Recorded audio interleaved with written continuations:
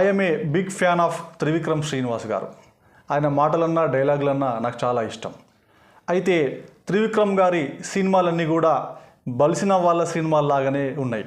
అల వైకుంఠపురం, అత్తారింటికి దారేది, ఇంకా ఏది తీసుకున్నప్పటికీ కూడా ప్రతి సినిమాలో బలిసిన వాళ్ళ బాధలు మాత్రమే ఆయన చూపెడతా ఉన్నాడు.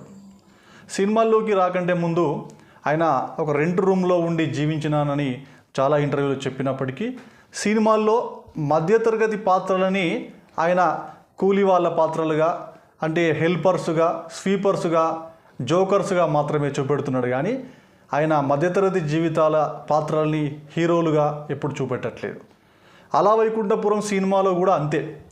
వాల్మీకి అనే తండ్రి పాత్ర తన కొడుకుని ఉన్నత స్థాయిలో పెట్టాలని చేసిన ప్రయత్నం కూడా మధ్యతరగతి వాళ్ళు ఎన్ని ప్రయత్నాలు చేసినా చివరికి మళ్ళీ అరుగుల మీదే కూర్చోవాల్సిందే, వాళ్ళకి చదువు రాదు, వాళ్ళు చదవలేరు, అవకాశాలు తీసుకోలేరు, భయం ఉంటుంది అని చాలా ఒక నెగిటివ్ ఇంపాక్టు బహుశా ఆ సినిమాల్లో కనబడుతుంది. కాబట్టి త్రివిక్రమ్ గారు, మీరు మధ్యతరగతి జీవితాలని కూడా, పాత్రల్ని కూడా హీరోలుగా, పెద్ద పాత్రలుగా ఎలివేట్ చేయాలని చెప్పేసి మా రిక్వెస్ట్. Thank you.